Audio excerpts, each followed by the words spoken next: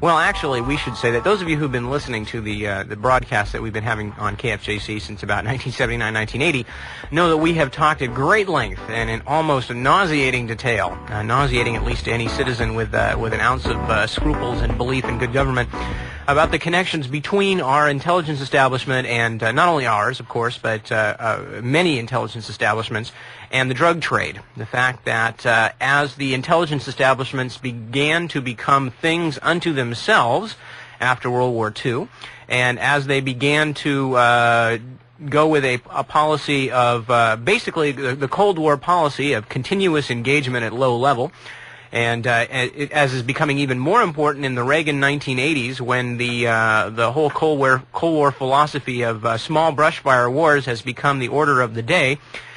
Well, it's very difficult to fund these types of wars through normal, legitimate, and legal political means, because most of the American people don't want to see their representatives voting for things like aid to the Contras, aid to the Mujahideen above a certain amount, things of that nature.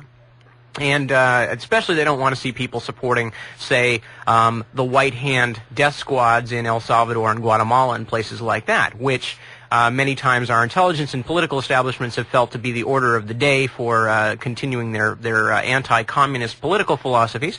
And as a result, they have to go elsewhere for money and undetectable sums of money. And they found that the best ways to do this are gun running, drug running, or combinations thereof. And we have spent the last several months on these Radio Free America broadcasts looking in quite a bit of depth at how that has come to evolve as a national strategy, especially for the United States, but also for the Western nations in general.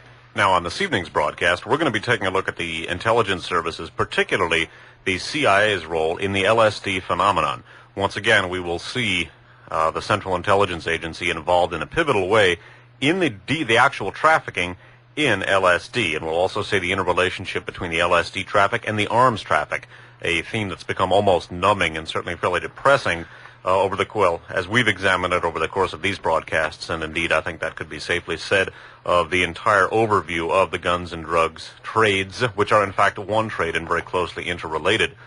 On this evening's broadcast, we're going to begin by taking a look at the growth of the LSD phenomenon, specifically the spread of LSD in American society is inextricable with the activities of the CIA and military in the United States.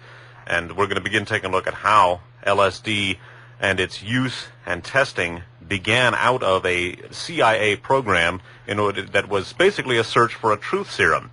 We're going to take a look at the way in which the CIA's research into LSD spurred LSD research all around the country. Then we're going to take a look at the actual growth of the LSD subculture, so to speak. In particular, we're going to take a look at some of the main proponents of LSD or the use of LSD for recreational purposes. We're going to take a look at a guy named Captain Al Hubbard, who, unlike Ken Kesey or Tim Leary, was the original LSD pioneer. He also was a lifelong U.S. intelligence agent and a very, very mysterious character. We're going to take a look at the ubiquitous role of the CIA in the spreading of the LSD doctrine, so to speak, to leading American intellectuals. Whether we're looking at the aforementioned Tim Leary or Ken Kesey, whether we're looking at Aldous Huxley, whether we're looking at Allen Ginsberg, in the background of each of these key LSD proselytizers' introduction to that drug, we find the Central Intelligence Agency and people who were pivotally involved in the CIA's testing efforts.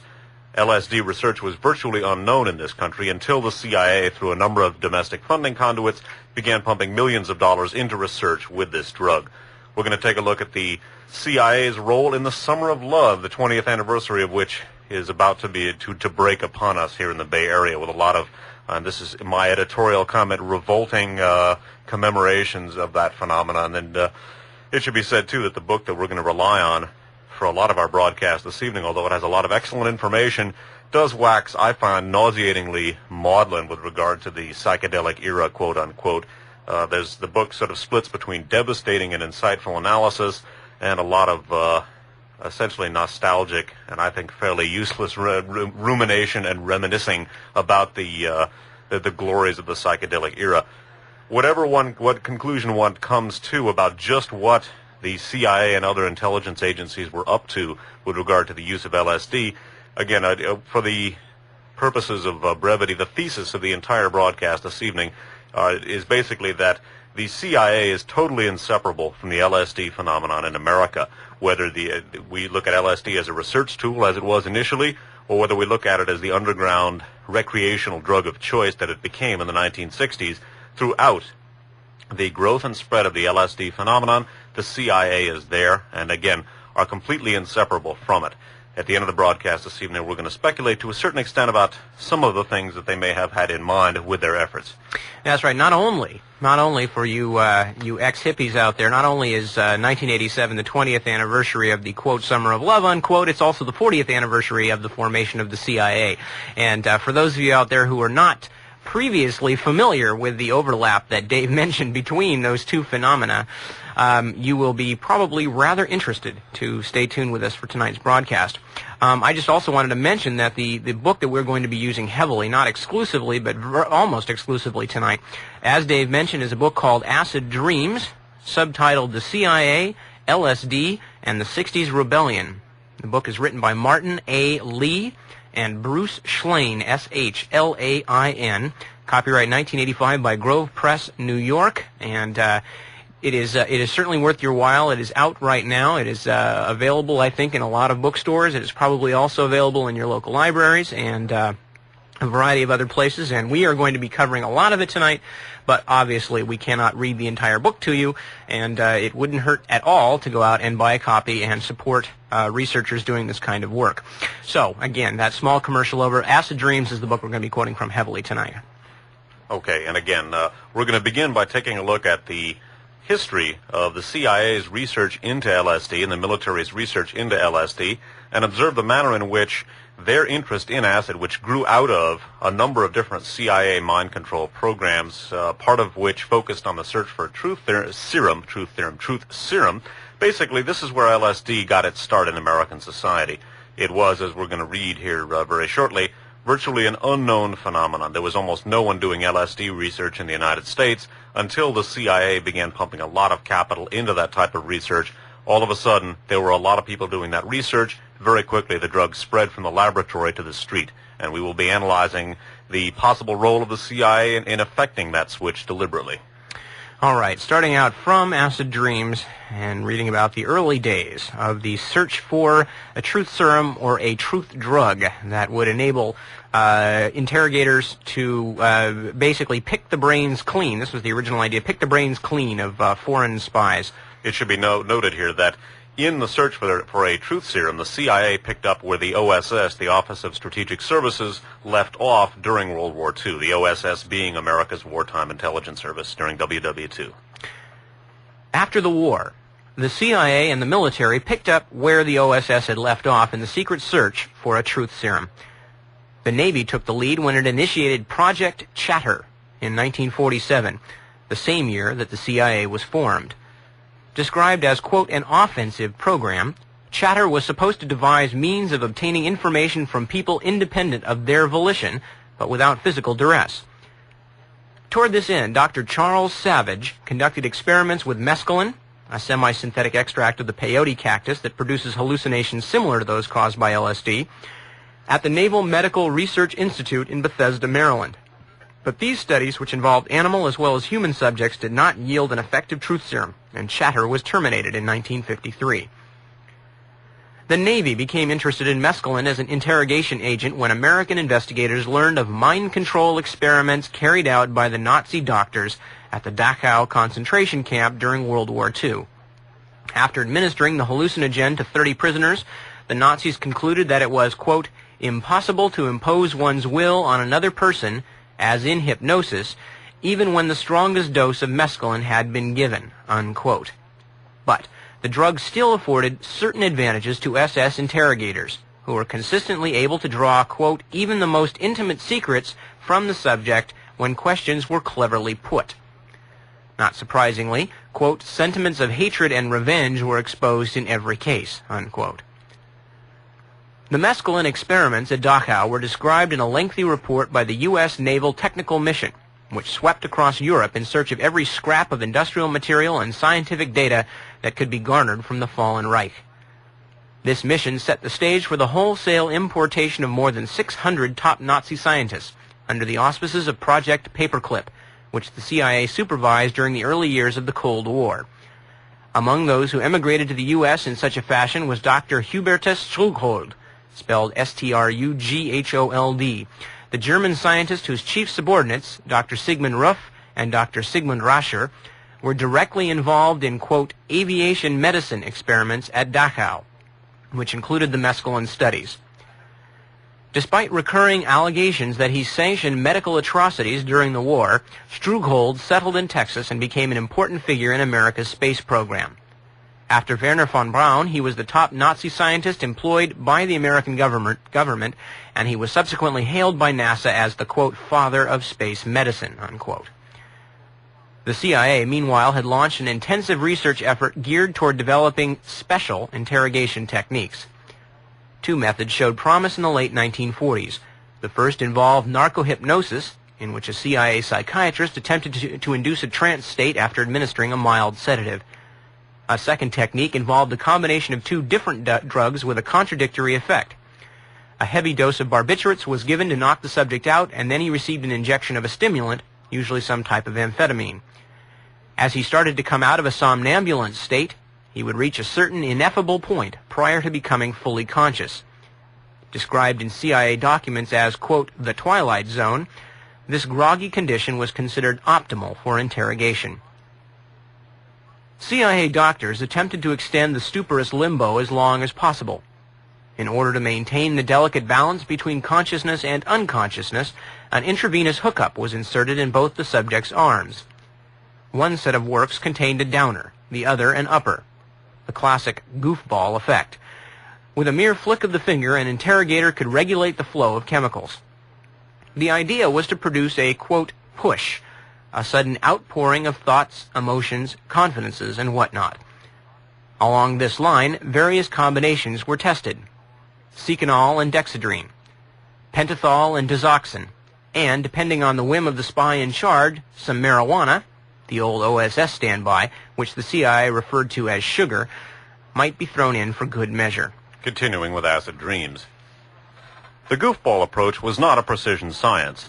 There were no strictly prescribed rules or operating procedures regarding what drugs should be employed in a given situation. The CIA interrogators were left to their own devices, and a certain degree of recklessness was perhaps inevitable. In one case, a group of CIA experts hastily drafted a memo after reviewing a report prepared by one of the agency's special interrogation teams. The medical consultants pointed out that, quote, the amounts of scopolamine administered were extremely heavy, unquote. They also noted that the best results were obtained when 2 or at most 3 different chemicals were used in a session.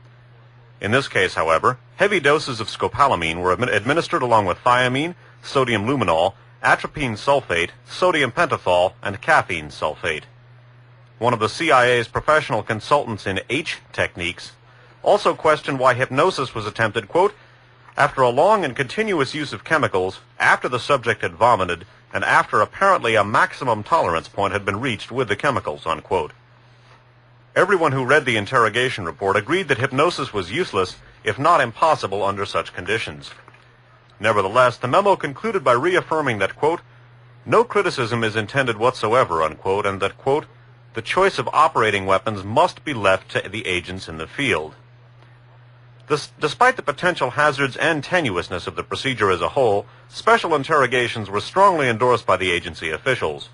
A CIA document dated November 26, 1951 announced, quote, we're now convinced that we can maintain a subject in a controlled state for a much longer period of time than we heretofore had believed possible.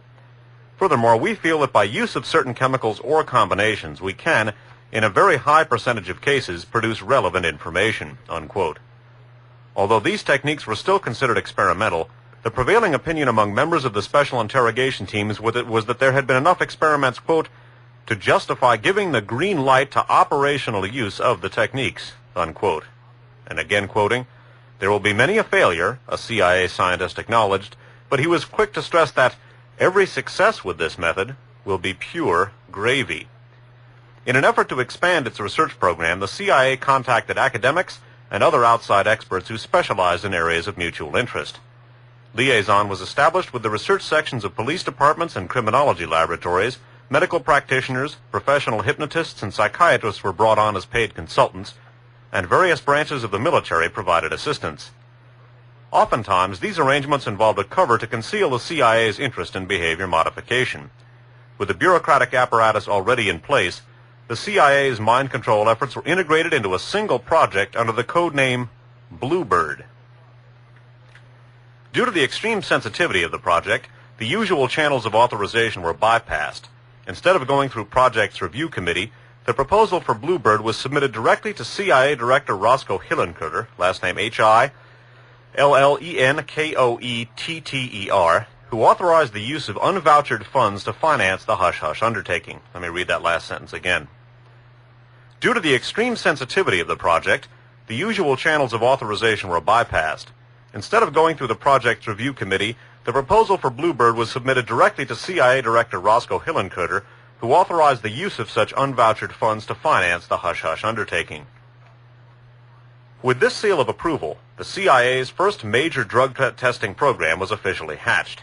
Bluebird was to remain a carefully guarded secret, for if word of the program leaked out, it would have been a great embarrassment and a detriment to American intelligence. As one CIA document put it, quote, Bluebird material was, quote, not fit for public consumption, unquote.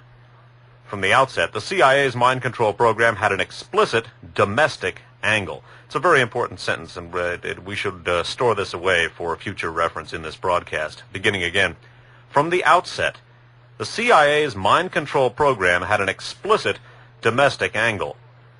A memo dated July 13, 1951, described the agency's mind-bending efforts as, quote, broad and comprehensive, involving domestic and overseas activities, and taking into consideration the programs and objectives of other departments, principally the military services, unquote, end quote.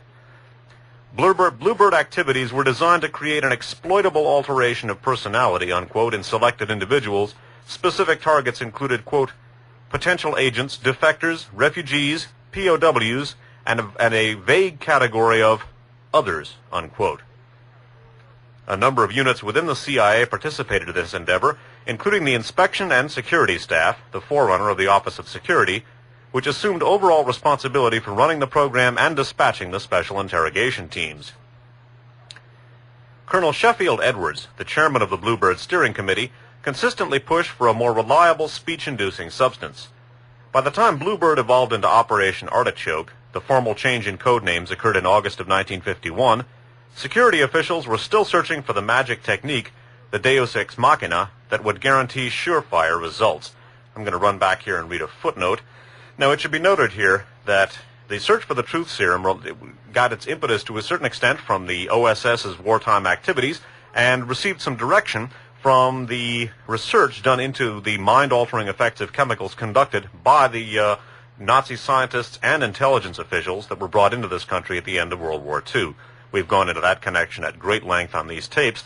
It should be noted that one of the things which it couldn't be said that we inherited it from this Nazi group, because human beings had been used for the purposes of unwitting experimentation before in American society. We talked about the famous Tuskegee experiment in our Radio Free America program 16, but it should be noted that the importation of all of these Third Reich alumni at the end of the war spurred in a tremendous way the inclination of American national security officials to use human beings as experimental guinea pigs.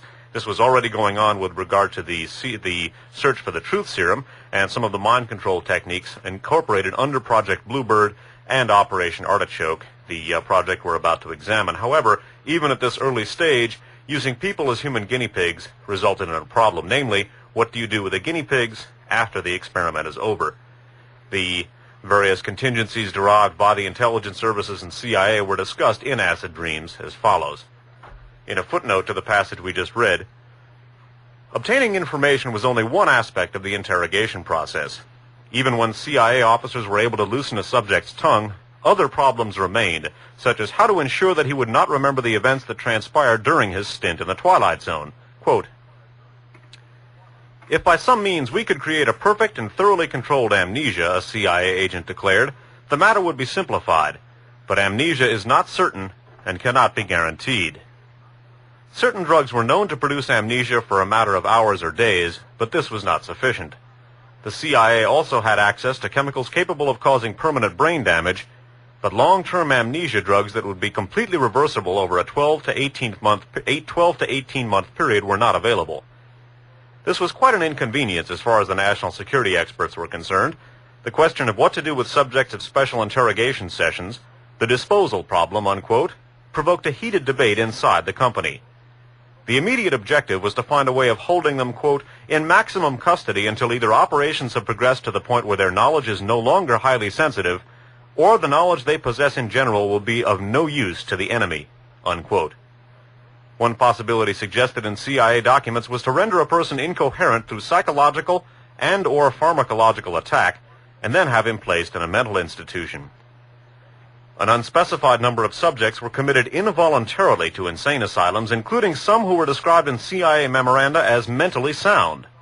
This practice, which began in the early 1950s and continued at least until the mid-1960s, invites obvious comparisons to the incarceration of Russian dissidents in psychiatric hospitals because of their political views. Another option involved termination with extreme prejudice, unquote, CIA lingo for assassination, but this was hardly an ideal solution in all situations. In one CIA document, the question of disposal was discussed under the heading Lobotomy and Related Operations. A number of individuals who were fully cognizant of the disposal problem suggested that lobotomy, quote, might be the answer or at least a partial solution, unquote. They argued that lobotomy would create a person, quote, who no longer cared, unquote, who had lost all initiative and drive, whose allegiance to ideal or motivating factors no longer existed, and who would probably have, if not complete amnesia, at least a fuzzy or spotty memory for recent and past events. They also pointed out, quote, that certain lobotomy types of operations were simple, quickly performed, and not too dangerous, unquote. Along this line, a group of CIA scientists entertained the possibility of using an ice pick lobotomy to render an individual harmless, quote, from a security point of view, unquote. A memo dated February 7, 1952, notes that on numerous occasions after using electroshock to produce anesthesia, an unidentified surgeon in the Washington, D.C. area performed an operation that involved destroying brain tissue by piercing the skull just above the eye with a fine surgical ice pick. This type of psychosurgery had certain advantages in that it resulted in nervous, confusional, and amnesia effects, unquote, without leaving a telltale scar, unquote. The CIA also experimented with brain surgery via UHF sound waves, and at one point during the early 1950s attempted to create a microwave amnesia beam that would destroy memory neurons. Not all CIA officials, however, favored using lobotomy as a disposal technique. Potential drawbacks were cited. Surgical risk was great, brain damage could be extensive, and such an operation, if faulty, could produce a vegetable, unquote. Moreover, if the enemy discovered that the CIA was mutilating people's brains for the sake of national security, this information could be exploited as a propaganda weapon. Other CIA officials opposed lobotomy because it was blatantly inhumane and violated all concepts of fair play and the American way of life, and thus it could never be officially sanctioned or supported. A CIA document dated March 3, 1952 states that, quote, while the USSR and its satellites are capable of any conceivable atrocity against human beings to attain what they think are their ends, we should not, with our high regard for human life, use these techniques unless by using them we save the lives of our own people and the situation is highly critical to the nation's safety. The ambiguous wording of that last sentence is something to mull over. The major point of this footnote being that with the inclination towards unwitting human experimentation that stemmed from the CIA's mind control operations, and which in turn gained impetus, as I said, from the Third Reich alumni that we brought in at the end of the war, a, quote, disposal problem arose. And I think some of the ethical tangles of the entire LSD program are themselves exposed and highlighted rather nicely by this problem. Aficionados of the underground television series The Prisoner may want to think about this some too, because as that series would indicate, that at least on certain occasions art imitates life.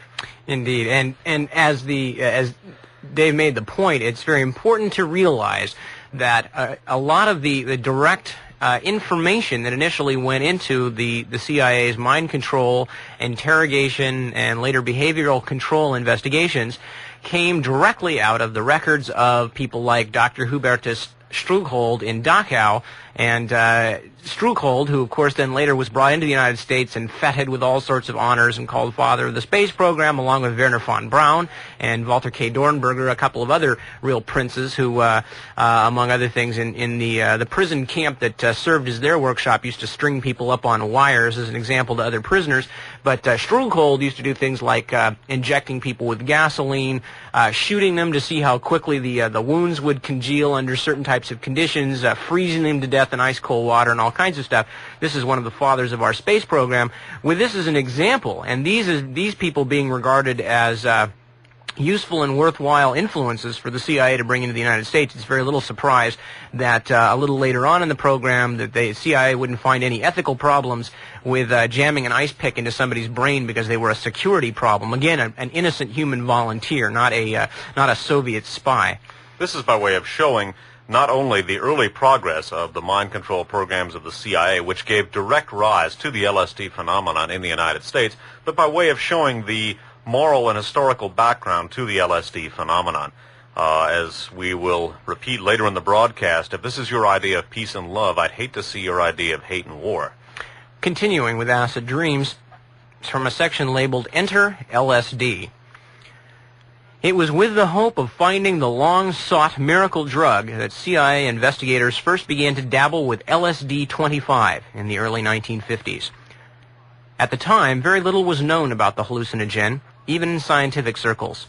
Dr. Werner Stoll, the son of Sandow's president Arthur Stoll and a colleague of Albert Hofmann's, was the first person to investigate the psychological properties of LSD. The results of his study were presented in the Swiss Archives of Neurology in 1947. Stoll reported that LSD produced disturbances in perception, hallucinations, and acceleration in thinking. Moreover, the drug was found to blunt the usual suspiciousness of schizophrenic patients. No unfavorable after effects were described.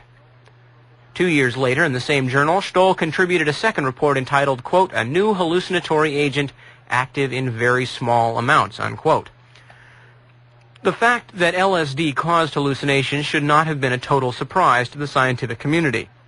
Sandoz first became interested in ergot, ERGOT, the natural source of lysergic acid, because of numerous stories passed down through the ages. The rye fungus had a mysterious, that's rye, R-Y-E, not W-R-Y. They're not anthropomorphizing it. The rye fungus had a mysterious and contradictory reputation. In China and parts of the Mideast, it was thought to possess medicinal qualities, and certain scholars believe that it may have been used in sacred rites in ancient Greece. In other parts of Europe, however, the same fungus was associated with a horrible malady known as St. Anthony's fire, which struck periodically like the plague. Medieval chronicles tell of villages and towns where nearly everyone went mad for a few days after ergot-diseased rye was unknowingly milled into flour and baked as bread. Men were afflicted with gangrenous limbs that looked like blackened stumps, and pregnant women miscarried. Even in modern times, there have been reports of ergot-related epidemics. The CIA inherited this ambiguous legacy when it embraced LSD as a mind-controlled drug.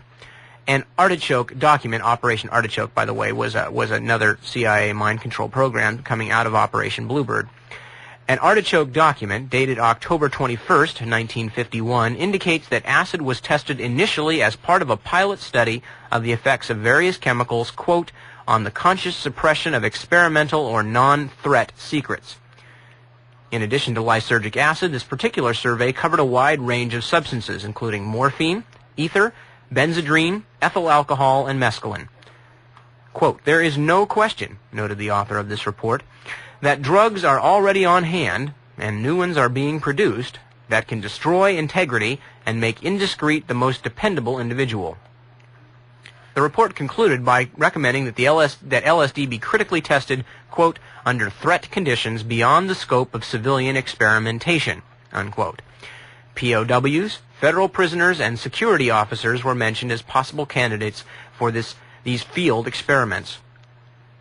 In another study, designed to ascertain optimal dosage levels for interrogation sessions, a CIA psychiatrist administered LSD to, quote, at least 12 human subjects of not too high mentality, unquote. At the outset, the subjects were, quote, told only that a new drug was being tested and promised that nothing serious or dangerous would happen to them. During the intoxication, they realized something was happening, but were never told exactly what, unquote. A dosage range of 100 to 150 micrograms was finally selected, and the agency proceeded to test the drug in mock interrogation trials. Initial reports seemed promising. In one instance, LSD was given to an officer who had been instructed not to reveal, quote, a significant military secret. When questioned, however, quote, he gave all the details of the secret, and after the effects of the LSD had worn off, the officer had no knowledge of revealing the information. Complete amnesia, unquote. Favorable reports kept coming in, and when this phase of experimentation was completed, the CIA's Office of Scientific Intelligence, OSI, prepared a lengthy memorandum entitled Potential New Agent for Unconventional Warfare. LSD was said to be useful, quote, for eliciting true and accurate statements from subjects under its influence during interrogation, unquote. Moreover, the data on hand suggested that LSD might help in reviving memories of past experiences. Now, the next section of acid dreams that we're going to look at underscores the manner in which it was the very research which we now see being in our historical retrospective here, which we see being undertaken in the early 1950s under the auspices of Operation Artichoke, that it was the push to develop this mind control and ostensibly, at least, or initially truth serum drug, which was what the CIA was looking for with LSD. This is what brought the LSD research into our society. Initially, there was almost no one doing LSD research, and the very research programs that we're talking about here was what brought LSD into American society. Again, hardly anybody was doing anything one way or the other with LSD as a result of the CIA's programs to test this drug as a possible truth serum, mind control drug, and what have you. LSD became a major asset to American, not asset, but a major adjunct to American psychological research. We're going to take a look at that now, the experimentation programs undertaken on human subjects, and the manner in which, literally, LSD came from the CIA. Returning to acid dreams.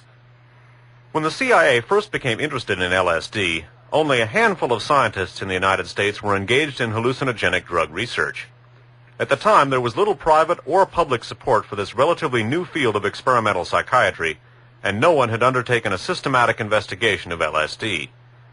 The CIA's mind control specialists sensed a golden opportunity in the making. With a sizable treasure chest at their disposal, they were in a position to boost the careers of scientists whose skill and expertise would be of maximum benefit to the CIA. Almost overnight, a whole new market for grants in LSD research sprang into existence as money started pouring through CIA-linked conduits or cutouts such as the Geschichter Fund for Medical Research, the Society for the Study of Human Ecology, and the Josiah Macy Jr. Foundation. Among those who benefited from the CIA's largesse was Dr. Max Rinkel, R-I-N-K-E-L, the first person to bring LSD to the United States. In 1949, Rinkel, a research psychiatrist, obtained a supply of LSD from Sandoz Pharmaceuticals in Switzerland and gave the drug to his partner, Dr. Robert Hyde, who took the first acid trip in the Western Hemisphere. Rinkel and Hyde went on to organize an LSD study at the Boston Psychopathic Institute, a pioneering mental health clinic affiliated with Harvard University. They tested the drug on 100 volunteers and reported the initial findings in May of 1950, nearly 3 years before the CIA began funding their work, at the annual meeting of the American Psychiatric Association. Rinkel announced that LSD produced, quote, a transitory psychotic disturbance, unquote, in normal subjects. This was highly significant, for it raised the possibility that mental disorders could be studied objectively in a controlled experimental setting. Rinkel's hypothesis was supported and expanded upon during the same forum by Dr. Paul Hoch, or Hoch, H-O-C-H, a prominent psychiatrist who would also proffer his services to the CIA in the years ahead. Hoch reported that the symptoms produced by LSD, mescaline, and related drugs were similar to those of schizophrenia: intensity of color perception, hallucinations, depersonalization, intense anxiety, paranoia, and in some cases catatonic manifestations. As Hoch put it, quote, LSD and mescaline disorganized the psychic integration of the individual, unquote. He believed that the medical profession was fortunate to have access to these substances, for now it would be possible to reconstruct temporary or model psychoses in the laboratory. LSD was considered an exceptional research tool in that the subject could provide a detailed description of his experience while he was under the influence of the drug. It was hoped that careful analysis of these data would shed new light on schizophrenia and other enigmatic mental diseases. Hoch's landmark thesis, that LSD was a psychotomimetic or madness-mimicking agent, caused a sensation in scientific circles and led to several important and stimulating theories regarding the biochemical basis of schizophrenia. This, in turn, sparked an upsurge of interest in brain chemistry and opened new vistas in the field of experimental psychiatry. In light of the extremely high potency of LSD, it seemed completely plausible that infinitesimal traces of a psychoactive substance produced through metabolic dysfunction by the human organism might cause psychotic disturbances. Conversely, attempts to alleviate a lysergic psychosis, unquote, might point the way toward curing schizophrenia and other forms of mental illness. As it turned out, the model psychosis concept dovetailed particularly well with the secret schemes of the CIA, which also viewed LSD in terms of its ability to blow minds and make people crazy. Thus, it is not surprising that the CIA chose to invest in men like Recre and Hoch. Most scientists were flattered by the government's interest in their research, and they were eager to assist the CIA in its attempts to unravel the riddle of LSD. This was, after all, the Cold War, and one did not have to be a blue-ribbon hawk or a hardliner to work in tandem with American intelligence. In the early 1950s, the CIA approached Dr. Nick Bercel, B-E-R-C-E-L, a psychiatrist who maintained a private practice in Los Angeles. Bercel was one of the first people in the United States to work with LSD, and the CIA asked him to consider a haunting proposition. What would happen if the Russians put LSD in the water supply of a large American city? A skillful saboteur could carry enough acid in his coat pocket to turn an entire metropolis into a loony bin, assuming he found a way to distribute it equally.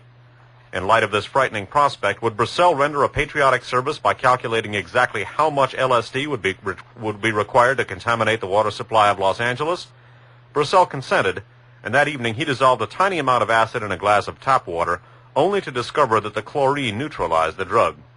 "Don't worry," he told his CIA contact, "it won't work." Remember this scenario of dosing American reservoirs later. We're going to come in contact with an interesting proposition by Timothy Leary in that regard. Another interesting proposition right here is the fact that the CIA presented it apparently to Dr. Bercel as being something they were worried that a Soviet saboteur might do, and when he told them it wouldn't work, well, we'll see. Continuing, the agency took this as a mandate, and another version of LSD was eventually concocted to overcome this drawback. A CIA document states accordingly, quote, "If the concept of contaminating a city's water supply seems, or in actual fact is found to be far-fetched, this is by no means certain, there is still the possibility of contaminating, say, the water supply of a bomber base, or, more easily still, that of a battleship. Our current work contains the strong suggestion that LSD-25 will produce hysteria, unaccountable laughing, anxiety, terror. It requires little imagination to realize what the consequences might be if a battleship's crew were so affected," unquote. The CIA never got in touch with Bercel again, but they monitored his research reports in various medical journals. When Bercel gave LSD to spiders, they spun perfectly symmetrical webs.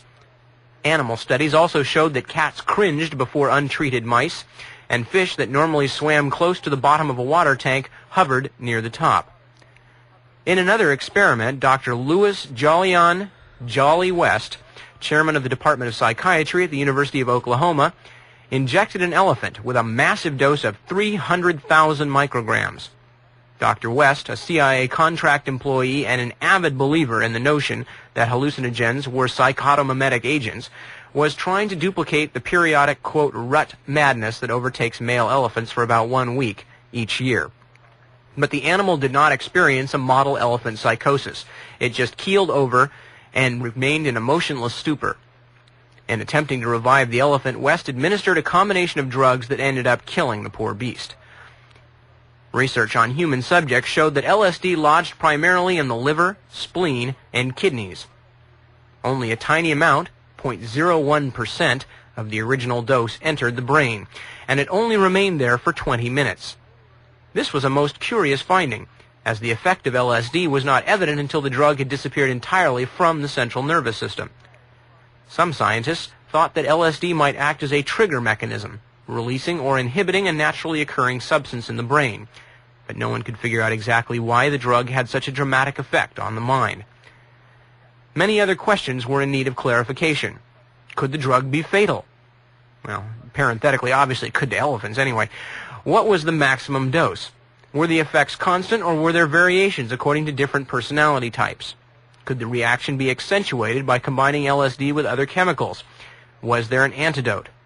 Some of these questions overlapped with legitimate medical concerns, and researchers on CIA stipends published unclassified versions of their work in prestigious scientific periodicals. But these accounts omitted secret data given to the CIA on how LSD affected, quote, operationally pertinent categories, such as disturbance of memory, alteration of sex patterns, eliciting information, increasing suggestibility, and creating emotional dependence. Continuing. We actually, if we're going to try and get a 45-minute break for people to flip tapes, we should probably do it now. Oh, okay. Why don't we read one more section here, okay. Then we'll give them a chance to. Continuing with acid dreams. The CIA was particularly interested in psychiatric reports suggesting that LSD could break down familiar behavior patterns, for this raised the possibility of reprogramming or brainwashing. If LSD temporarily altered a person's view of the world and suspended his belief system, CIA doctors surmised, then perhaps Russian spies could be cajoled into switching loyalties while they were tripping. This brainwashing strategy was relatively simple. Find the subject's weakest point, his squeaky board, unquote, and bear down on it. Use any combination or synthesis which might, quote, open the mind to the power of suggestion to a degree never hitherto dreamed possible, unquote.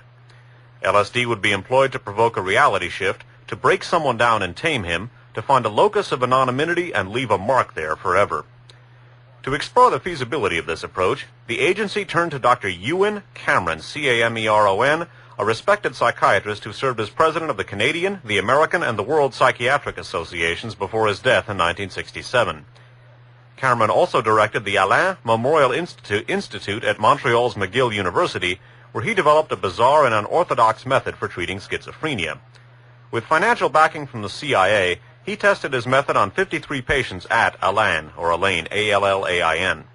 The so-called treatment started with sleep therapy, unquote, in which subjects were knocked out for months at a time. The next phase, de-patterning, entailed massive electroshock and frequent doses of LSD designed to wipe out past behavior patterns. Then Cameron tried to recondition the mind through a technique known as psychic driving, unquote. The patients, once again heavily sedated, were confined to sleep rooms, unquote, where tape-recorded messages played over and over from speakers under their pillows. Some heard the same message 250,000 times. Cameron's methods were later discredited, and the CIA grudgingly gave up the notion of LSD as a brainwashing technique. But that was little consolation to those who served as guinea pigs for the CIA's secret mind control projects. 9 of Cameron's former patients have sued the American government for $1 million each, claiming that they are still suffering from the trauma they went through at Elaine.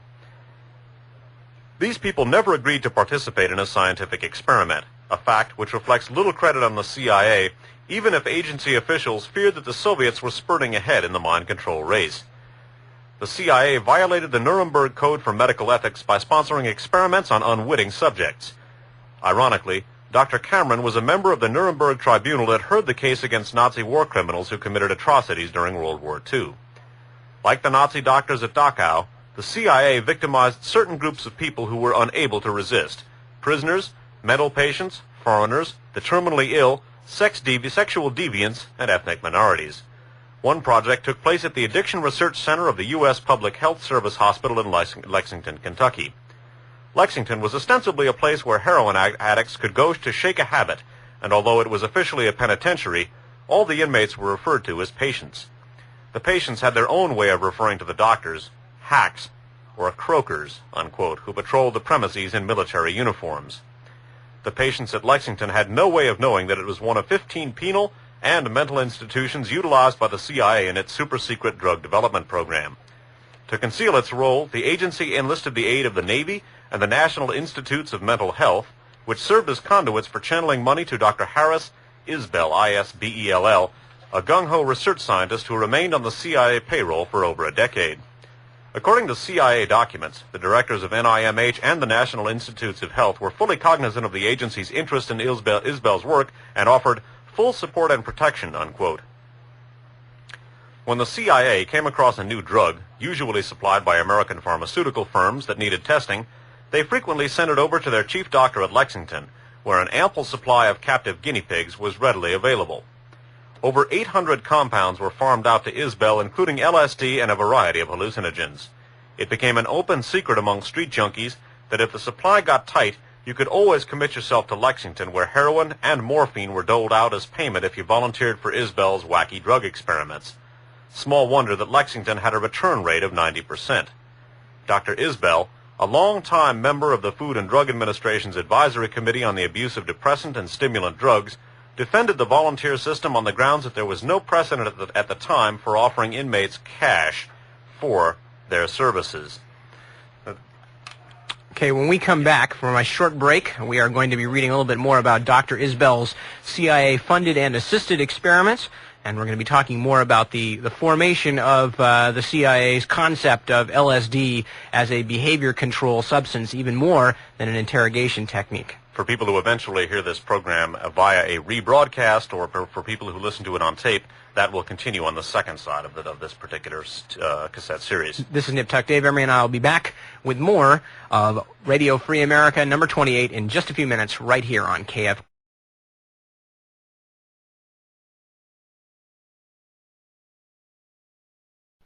We're reading and we're talking at this moment about the CIA-subsidized experiments of a gentleman by the name of Dr.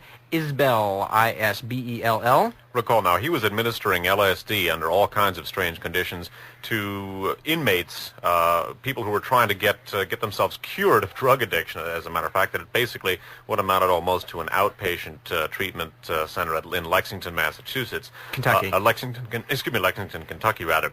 These were people that were trying to get off drugs, and so what Dr. Isbell, with his CIA-financed research, was doing was administering large quantities of LSD to them. The irony of that, I don't think, needs to be underscored any further. And then paying them off with heroin and morphine for going through the LSD experience. So, well, just as long as he was fair. Yeah, a real prince, a real. Anyway, we're going to go on. We're going to continue with Acid Dreams, talking about the experiments and well, we'll let it speak for itself. CIA documents describe experiments conducted by Isbell, this of course Dr. Harris Isbell, Lexington, Kentucky, in which certain patients, nearly all black inmates, were given LSD for more than 75 consecutive days.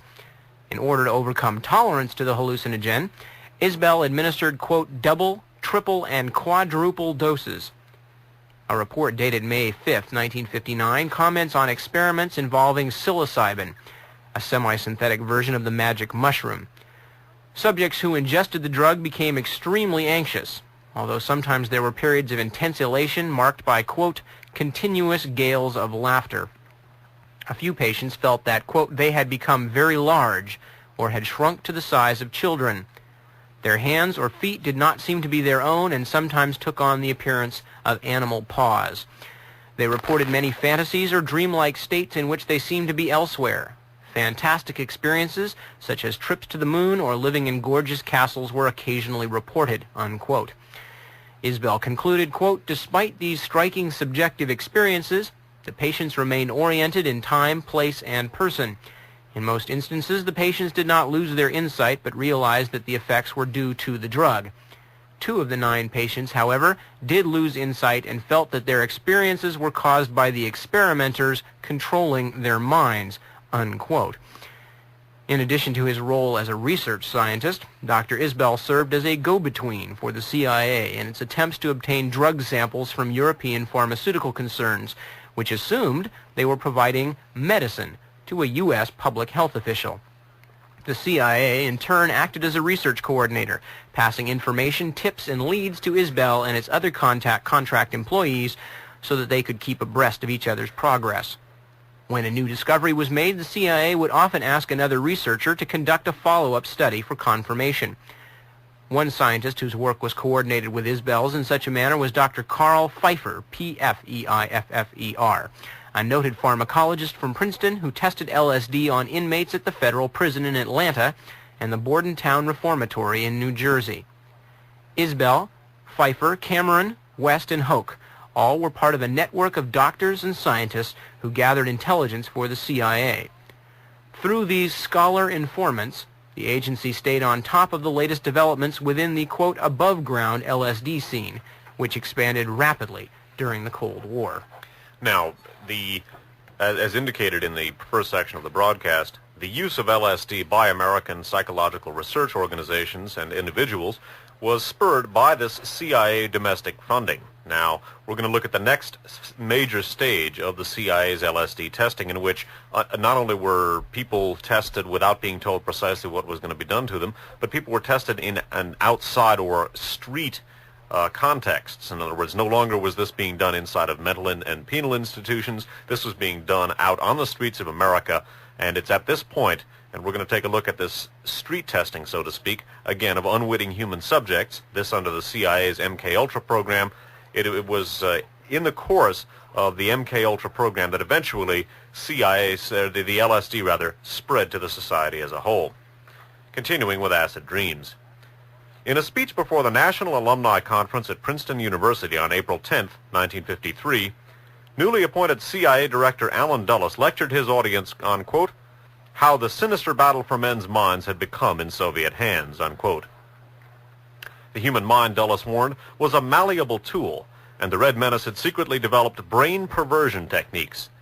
Some of these methods were so subtle and so abhorrent to our way of life that we have recoiled from facing up to them. Dulles continued, the minds of selected individuals who are subjected to such treatment are deprived of the ability to state their own thoughts. Parrot-like, the individuals so conditioned can merely repeat the thoughts which have been implanted in their minds by suggestions from outside. In effect, the brain becomes a phonograph, playing a disc put on its spindle by an outside genius over which it has no control, unquote. 3 days after delivering this address, Dulles authorized Operation MK-Ultra, the CIA's major drug and mind control program during the Cold War. MK-Ultra was the brainchild of Richard Helms, a high-ranking member of the clandestine services, otherwise known as the Dirty Tricks Department, who championed such methods throughout his career as an intelligence officer. As Helms explained to Dulles when he first proposed the MK-Ultra project, aside from the offensive potential, the development of a comprehensive capability in this field gives us a thorough knowledge of the enemy's theoretical potential, thus enabling us to defend ourselves against a foe who might not be as restrained in the use of these techniques as we are, unquote. The super-secret MK-Ultra program was run by a relatively small unit within the CIA known as the Technical Services Staff, or TSS.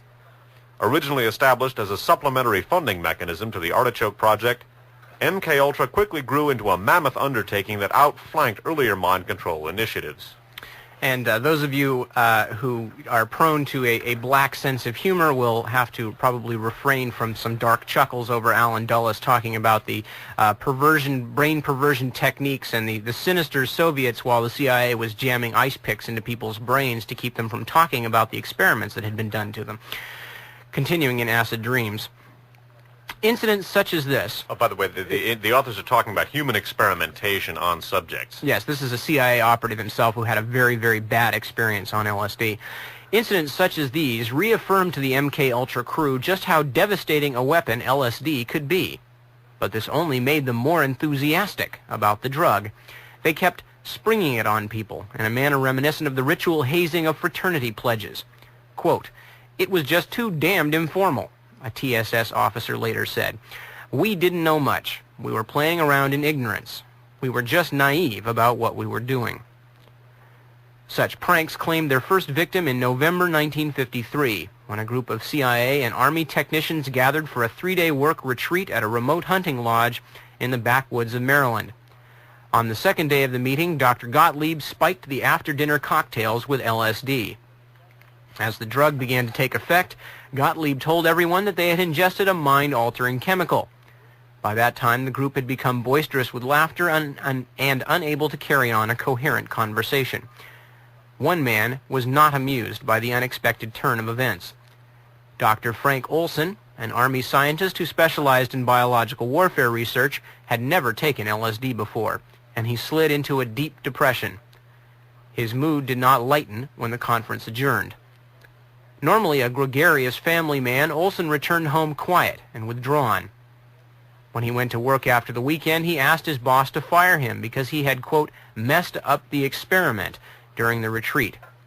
Alarmed by his erratic behavior, Olson's superiors contacted the CIA, which sent him to New York to see Dr. Harold Abramson. A respected physician, Abramson taught at Columbia University and was chief of the allergy clinic at Mount Sinai Hospital. He was also one of the CIA's principal LSD researchers and a part-time consultant to the Army Chemical Corps. While these were impressive credentials, Abramson was not a trained psychiatrist, and it was this kind of counseling his patient desperately needed. For the next few weeks, Olson confided his deepest fears to Abramson. He claimed the CIA was putting something in his coffee to make him stay awake at night. He said people were plotting against him, and he heard voices at odd hours commanding him to throw away his wallet, which he did, even though it contained several uncashed checks. Dr. Abramson concluded that Olson was mired in, quote, a psychotic state with delusions of persecution that had been, quote, crystallized by the LSD experience. Arrangements were made to move him to Chestnut Lodge, a sanatorium in Rockville, Maryland, staffed by CIA-cleared psychiatrists. Apparently other CIA personnel who suffered from psychiatric disorders were enrolled in this institution. On his last evening in New York, Olson checked into a room at the Statler Hilton along with a CIA agent assigned to watch him. And then, in the wee hours of the morning, the troubled scientist plunged headlong through a closed window to his death 10 floors below. Continuing with acid dreams, the Olson suicide had immediate repercussions within the CIA.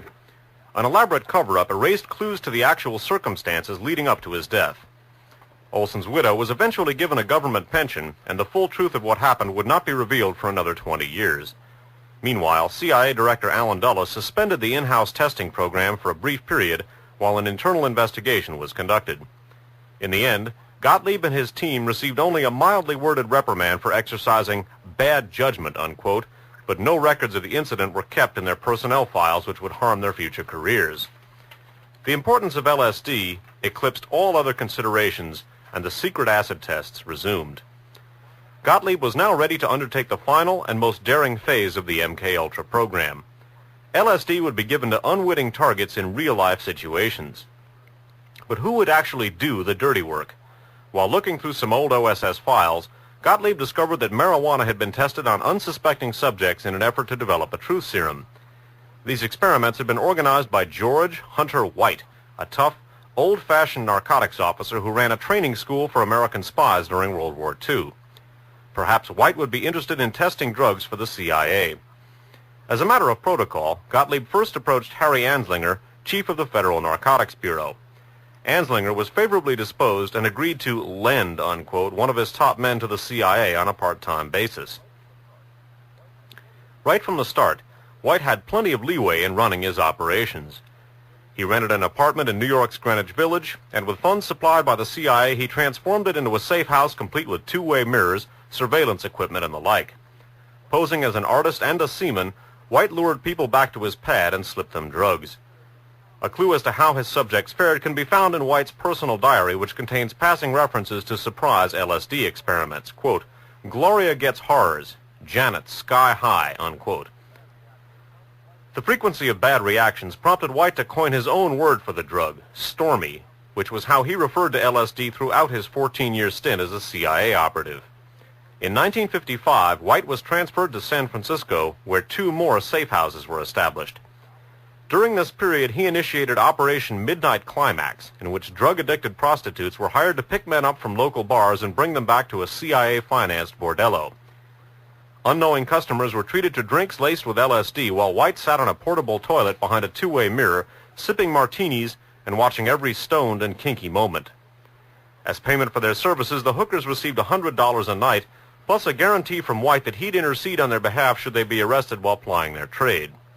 In addition to providing data about LSD, Midnight Climax enabled the CIA to learn about the sexual proclivities of those who passed through the safe houses. White's harem of prostitutes became the focal point of an extensive CIA study of how to exploit the art of lovemaking for espionage purposes. So again, Under the MK-Ultra program, the LSD testing by the CIA moves from penal and mental institutions to street situations. And as we're going to take a look now, as we begin looking at what the authors, Lee and Schlein, refer to as psychedelic pioneers, in other words, the LSD proselytizers, people who were responsible for the growing cultural popularity of LSD, we're going to find as we, so to speak, swing the camera away from some of the main figures involved in LSD proselytization, and we're going to find many of the same people involved in the CIA's mind control programs, and specifically in the LSD testing on various human subjects. Well, as I say, when we turn the camera away from these psychedelic proselytizers, we always find the key figures in the CIA's programs just off camera, I guess you could say, just waiting in the wings. All right, now we're going to talk about, as Dave put, one of the psychedelic pioneers, as Lee and Schlein term him. They also call him the original Captain Trips. This is, although most people usually associate names like Tim Leary and Ken Kesey, both of whom we're going to talk about, the original LSD proselytizer was a man named Captain Alfred M. Hubbard, and where the Captain moniker comes from, we will find out right now. The stout, crew-cut figure riding in the Rolls-Royce was a mystery to those who knew him. A spy by profession, he lived a life of intrigue and adventure befitting his chosen career. Born dirt poor in Kentucky, he served with the OSS during the Second World War and went on to make a fortune as a uranium entrepreneur. His prestigious government and business connections read like a who's who of the power elite in North America. His name was Captain Alfred M. Hubbard. His friends called him Cappy, and he was known as the Johnny Appleseed of LSD. The blustery, rum-drinking Hubbard is widely credited with being the first person to emphasize LSD's potential as a visionary or transcendental drug. His faith in the LSD revelation was such that he made it his life's mission to turn on as many men and women as possible. Quote, "Most people are walking in their sleep," he said. "Turn them around, start them in the opposite direction, and they wouldn't even know the difference." But there was a quick way to remedy that. Give them a good dose of LSD and, quote, "let them see themselves for what they are." That Hubbard, of all people, should have emerged as the first genuine LSD apostle is all the more curious in light of his long-standing affiliation with the cloak and dagger trade. Indeed, he was no run-of-the-mill spook. As a high-level OSS officer, the captain directed an extremely sensitive covert operation that involved smuggling weapons and war material to Great Britain prior to the attack on Pearl Harbor. In pitch darkness, he sailed ships without lights up the coast of Vancouver, where they were refitted and used as destroyers by the British Navy. He also flew planes to the border, took them apart, towed the pieces into Canada, and sent them to England. These activities began with the quiet approval of President Roosevelt nearly a year and a half before the U.S. officially entered the war. To get around the neutrality snag, Hubbard became a Canadian citizen in a mock procedure. While based in Vancouver, where he later settled, he personally handled several $1 million filtered by the OSS through the American consulate to finance a multitude of covert operations in Europe. All this, of course, was highly illegal, and President Truman later issued a special pardon with kudos to the captain and his men. Not long after receiving this presidential commendation, Hubbard was introduced to LSD by Dr. Ronald Sandison of Great Britain. During his first acid trip in 1951, he claimed to have witnessed his own conception. Quote, "It was the deepest mystical thing I've ever seen," the captain recounted. "I saw myself as a tiny mite in a big swamp with a spark of intelligence. I saw my mother and father having intercourse. It was all clear."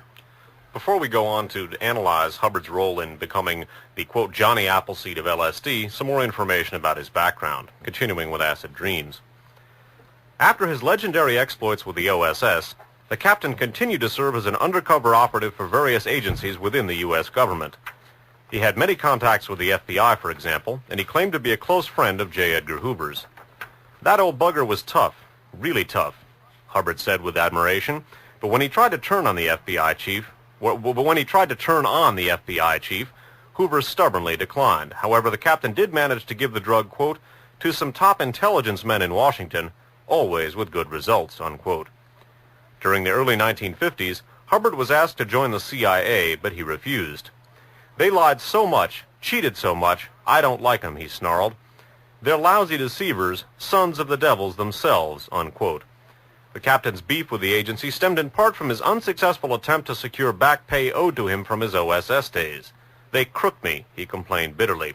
As to whether or not his denials of working for CIA are to be taken at face value, listen to the following information. Hubbard was unkindly disposed toward the CIA for other reasons as well. Most important, he didn't approve of what the agency was doing with his beloved LSD.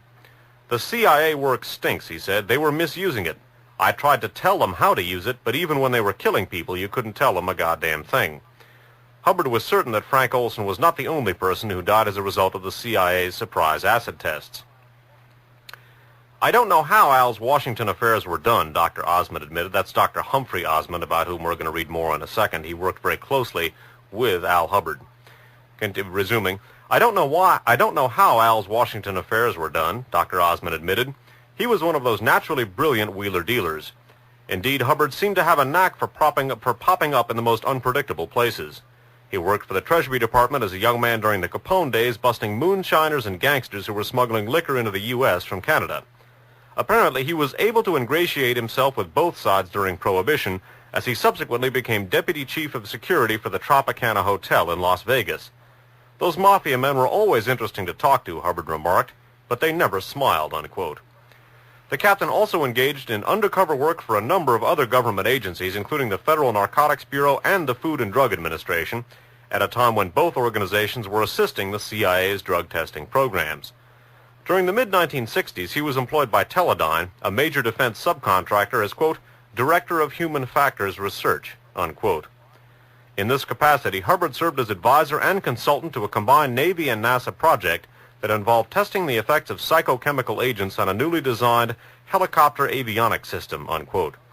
Teledyne worked closely with various government organizations, including the CIA, to apply these techniques to additional areas of military interest. While Hubbard was not a CIA operative per se, his particular area of expertise, hallucinogenic drugs, brought him into close contact with elements of the espionage community. The CIA must have known what he was up to, since Sandoz and the FDA kept the agency informed whenever anyone received shipments of LSD. The captain, of course, was one of their best customers, having purchased large amounts of the drug on different occasions. So although as they indicated, it cannot be said that Al Hubbard was a CIA operative per se, he was a veteran, lifelong intelligence agent connected intimately with many different agencies of the U.S. national security establishment, and as we said, he was the Johnny Appleseed of LSD. One of the interesting things about Cappy Hubbard, we're going to be reading a little bit more about him in a moment. One of the interesting things about Hubbard is that here is a man who claimed that LSD changed his entire life, that most people are walking through life in a daze, not understanding what's going on, and the thing that they need to do is to take LSD to change their perspective on things. Yet here's a man who took LSD in 1951 and still managed to work for all sorts of various government agencies involved in all kinds of military research and things of that nature. So as far as the common kind of cliche experience of people turning on to LSD and dropping out, it certainly didn't seem to affect Cappy Hubbard that way. He seemed, as a matter of fact, to continue even stronger, working for the government and for the defense establishment, and working in various things having to do with human factors research, quote unquote. Now we're going to take a look at Hubbard's work with a civilian researcher named Dr. Humphrey Osmond, and civilian perhaps should be taken in quotes because he too had strong connections to the CIA's LSD research, although it cannot be said how aware he was of the source of his funding. But the point is, Al Hubbard and Dr. Humphrey Osmond became two of the pioneers of, quote, LSD therapy, unquote, and they in turn turned on a person who was to become one of the major proselytizers of the so-called psychedelic era, and one of the people whose literary work spurred a great many people to experiment with LSD and other hallucinogens, Aldous Huxley. All right. Hubbard, then 49 years old, eagerly sought out others familiar with hallucinogenic drugs. He contacted Dr. Humphrey Osmond, a young British psychiatrist who was working with LSD and mescaline at Weyburn Hospital in Saskatchewan, Canada. Like most other researchers in the field, Osmond was primarily interested in psychosis and mental illness. In 1952, he shocked the medical world by drawing attention to the structural similarity between the mescaline and adrenaline molecules. implying that schizophrenia might be a form of self-intoxication caused by the body mistakenly producing its own hallucinogenic compounds. Osmond noted that mescaline enabled a normal person to see the world through the eyes of a schizophrenic, and he suggested that the drug be used as a tool for training doctors, nurses, and other hospital personnel to understand their patients from a more intimate perspective. Osmond's research attracted widespread attention within scientific circles. The CIA, ever intent on knowing the latest facts as early as possible, quickly sent informants to find out what was happening at Weyburn Hospital. Unbeknownst to Osmond and his cohorts, throughout the next decade they were contacted on repeated occasions by agency personnel. Indeed, it was impossible for an LSD researcher not to rub shoulders with the espionage establishment, for the CIA was monitoring the entire scene. I'm going to read that again, and then we're going to read a footnote that goes with it. Unbeknownst to Osmond and his cohorts, throughout the next decade they were contacted on repeated occasions by agency personnel. Indeed, it was impossible for an LSD researcher not to rub shoulders with the espionage establishment, for the CIA was monitoring the entire scene. Now, there's a footnote that goes with this, talking a little bit more about some of Osmond's subsequent involvement. Osmond left Canada in 1963 and joined a group of researchers at the Princeton Neuropsychiatric Institute. There he worked closely with Dr. Bernard Aronson, whose studies in hypnosis and altered states of consciousness were funded by the CIA through the Society for the Study of Human Ecology. Osmond and Aronson later co-authored a popular anthology called Psychedelics. Unlike Aronson, who was unaware of the CIA's interest in his work, Dr. Carl Pfeiffer, another Princeton researcher, had close ties with the CIA. As one of Pfeiffer's associates put it, quote, "Princeton was crawling with agents. They came courting everyone. It was obvious. They would give us whatever we wanted. We realized we were being recruited, but at that time we were flattered that such a prestigious government agency was interested in us," unquote. A little too interested, perhaps, a number of scientists soon discovered that their mail was being opened and read by government agents. And again, this is worth mentioning because Dr. Humphrey Osmond, along with Al Hubbard, the man he was working with here, became one of the people to strongly influence Aldous Huxley's turn in the direction of pro-psychedelic crusading. All right, continuing back to the main body of the passage. Osmond's reports also caught the eye of Aldous Huxley, the eminent British novelist who for years had been preoccupied with the specter of drug-induced thought control. In 1931, Huxley wrote Brave New World, a futuristic vision of a totalitarian society in which the world controllers chemically coerced the population into loving its servitude. While Huxley grappled with the question of human freedom under pharmacological attack, he also recognized that certain drugs, particularly the hallucinogens, produced radical changes in consciousness that could have a profound and beneficial effect. Upon learning of Osmond's work, he decided to offer himself as a guinea pig. Huxley seemed like the perfect subject. A learned man steeped in many disciplines, he was also gifted with a writer's eloquence. Even if the drug confounded him, it would not tongue-tie him, for he was a glorious talker. But Osmond was still a bit apprehensive. Quote, "I did not relish the possibility, however remote, of being the man who drove Aldous Huxley mad," he explained. His worries proved to be unfounded.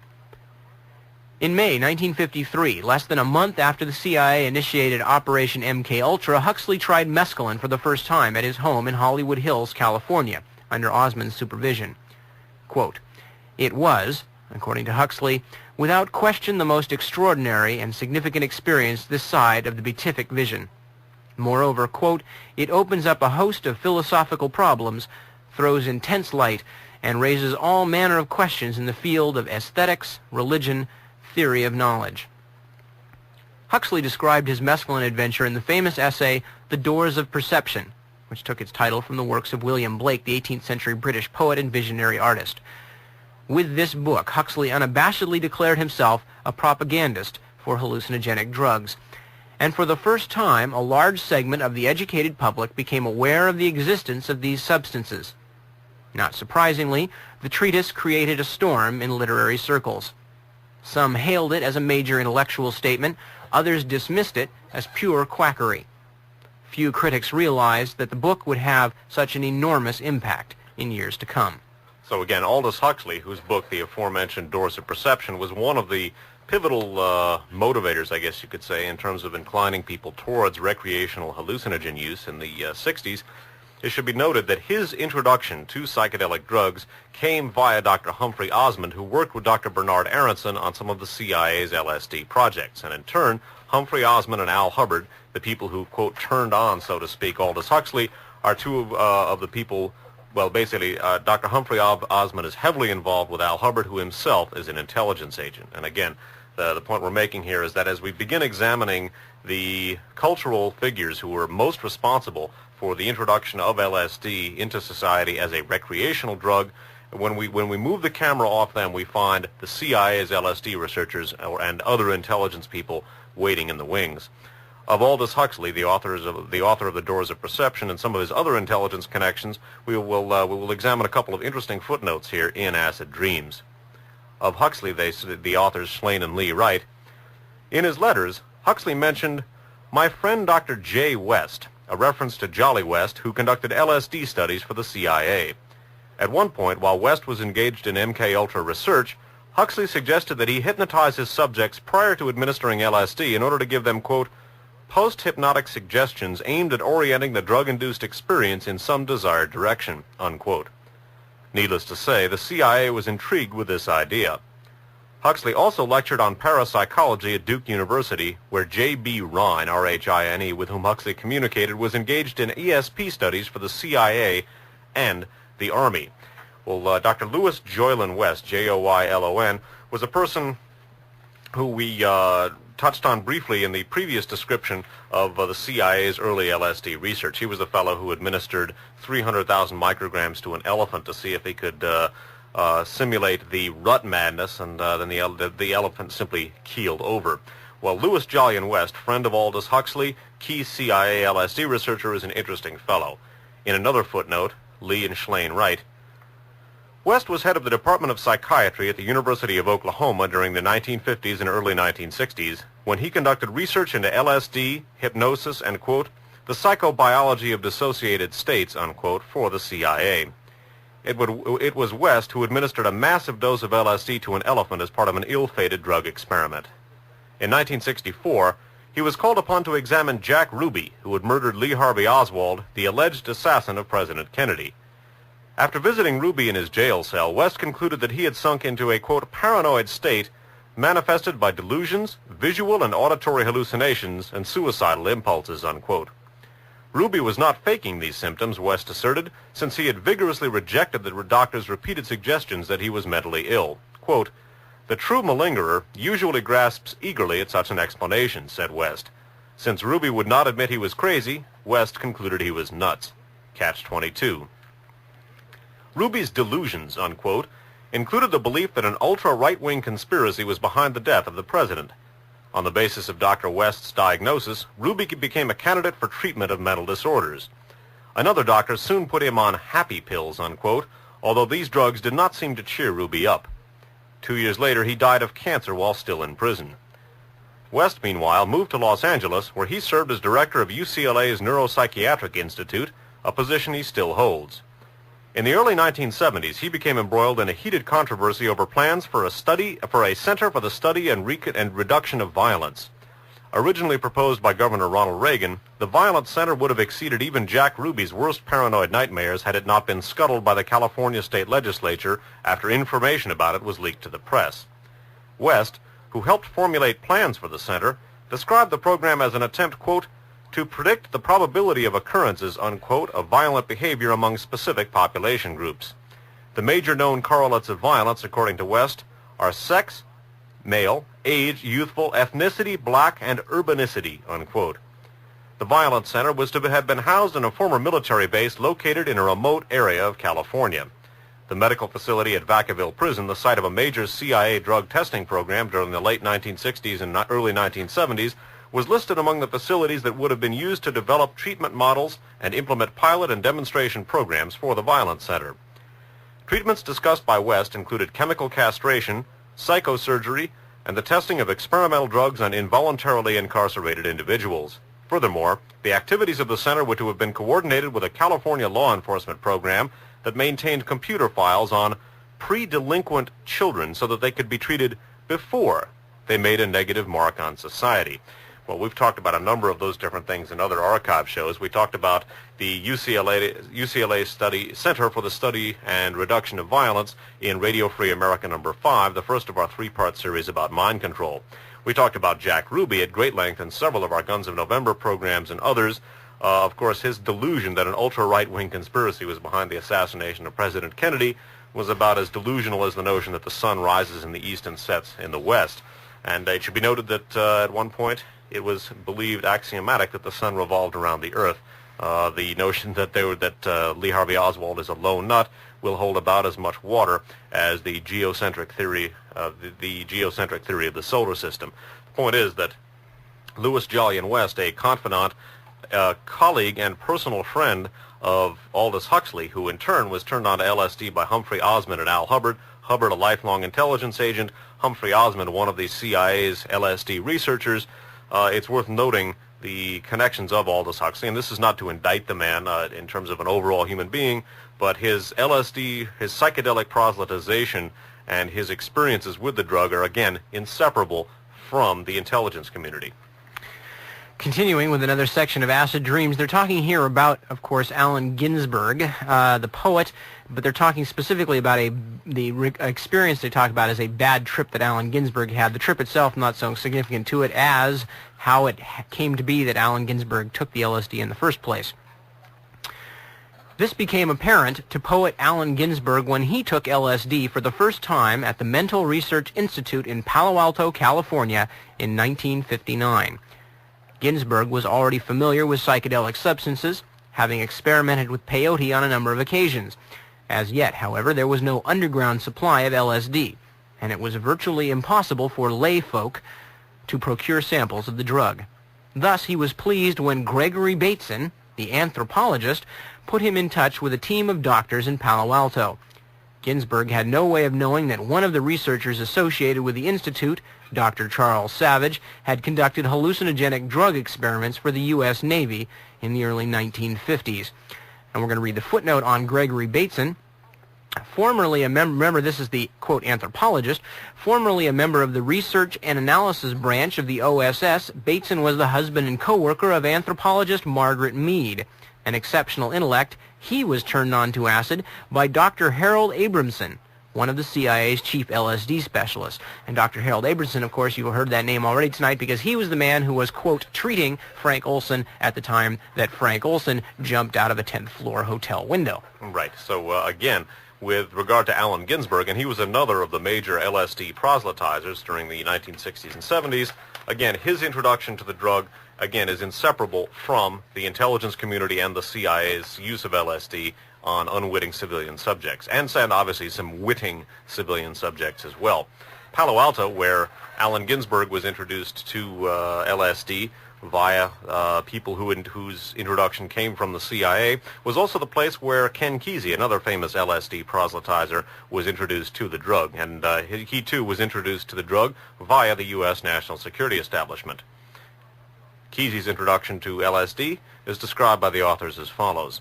Nearly a decade before, Kesey was introduced to psychedelics as part of a government-funded drug study in Palo Alto.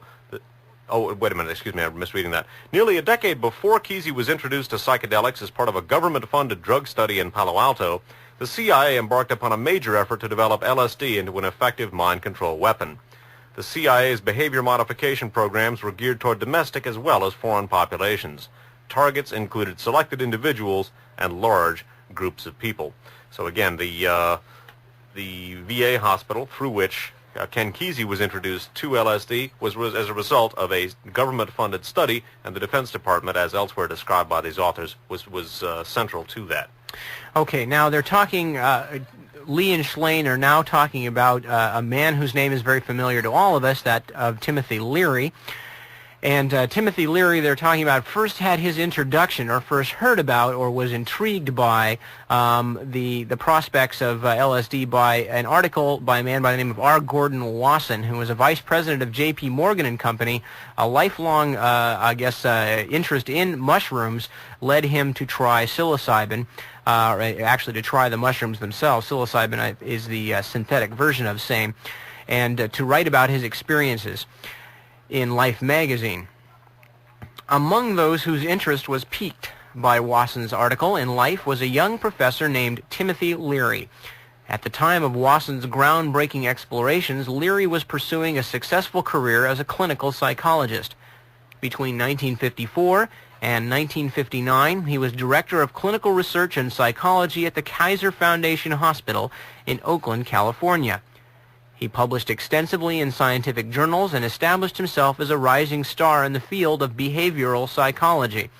He wrote a widely acclaimed psychology textbook and devised a personality test called the Leary, which was used by the CIA, among other organizations, to test prospective employees.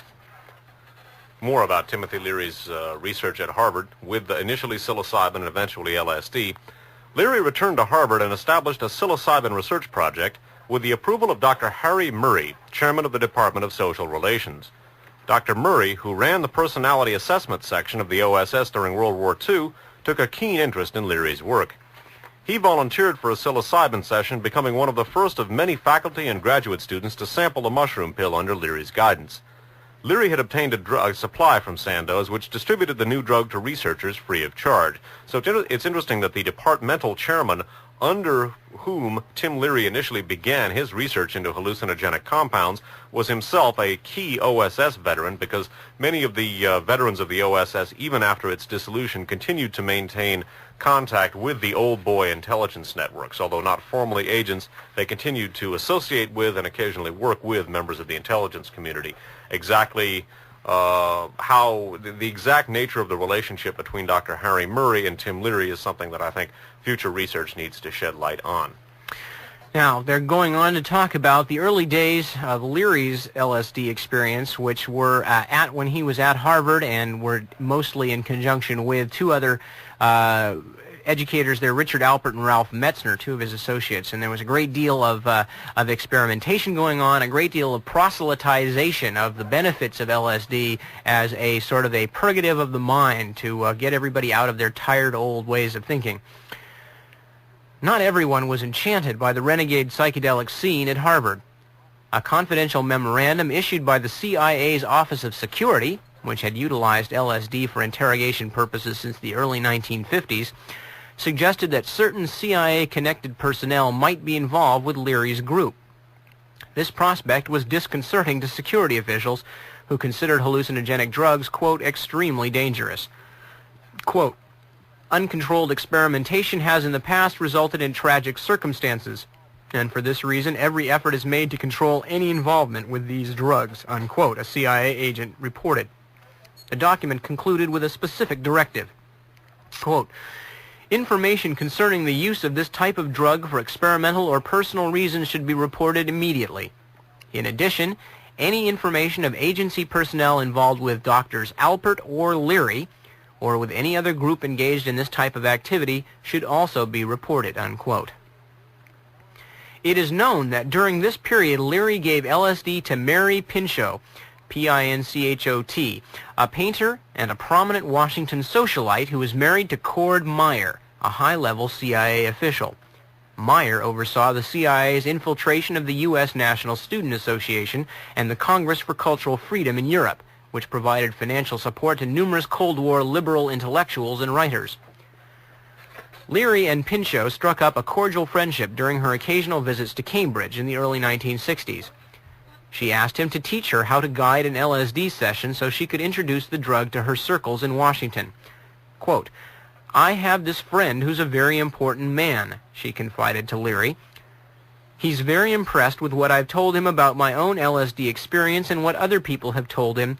He wants to try it himself. Leary was intrigued, but Pinchot wouldn't tell him who she intended to turn on, nor did she inform her LSD mentor of her marriage to a CIA bigwig. Leary explained the basic rules about set and setting, emphasizing the importance of a comfortable, sensuous environment for an LSD trip. From time to time, Pinchot reported back to him. I can't give you all the details, she said, but top people in Washington are turning on. You'd be amazed at the sophistication of some of our leaders. We're getting a little group together. Leary had no way of knowing that Mary Pinchot was one of President Kennedy's girlfriends and that she and JFK smoked pot together in the White House. Pinchot was murdered less than a year after Kennedy was assassinated, and her diary disappeared from her home. When Leary learned of Pinchot's death, he recalled their conversations about LSD. At various times, she had hinted that the CIA was monitoring his activities. Since drug research is of vital importance to American intelligence, Pinchot told him that he'd be allowed to conduct his experiments as long as it didn't get out of hand. But Leary ignored her advice. In the spring of 1962, he published an article in the Journal of Atomic Scientists warning that Russians might try to subvert the United States by dumping a few pounds of LSD into the water supply of major cities. Well, of course, we've seen that notion was discounted sometime before with the research that was conducted where it was discovered that chlorine neutralized it, although the CIA at least developed another form of LSD that was not chlorine neutralizable, so to speak.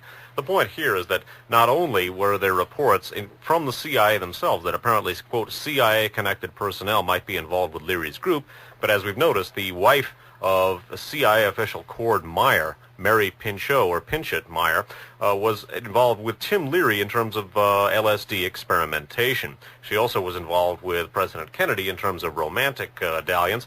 The point being here that Cord Meyer was a key CIA official. We talked about Cord Meyer, his interrelationship with the Washington Post crowd, and the death and probable assassination of Mary Pinchot in an archive show entitled Gloria in Excelsis, which details the interrelationship between the CIA, the women's movement, and the news media. And it's worth noting that the diary of Mary Pinchot disappeared after her murder. What's not mentioned here, but what is discussed in the archive show Gloria in Excelsis, is that it was CIA counterintelligence official and Knight of Malta James Angleton who destroyed it. And the possible connection between President Kennedy's assassination and the probable assassination of Mary Meyer. She was shot in such a way as strongly suggests that the robbery to which her killing was ascribed would probably, well, it was not that the case. She was shot once in the body and 2 times in the head. That's not the usual way that a robbery, someone shot during a robbery is eliminated. At any rate, the interrelationship between Leary, Mary Pinchot, Cord Meyer, the CIA, President Kennedy's assassination, and the probable assassination of Mary Meyer, political assassination that is something worth speculating about. All right, and at this point we are going to take another break and give those of you out there taping a chance to turn it over. You are, of course, listening to Radio Free America number 28, and Dave Emory and myself, Nip Tuck. We will return in just a few minutes with more right here on KFJC.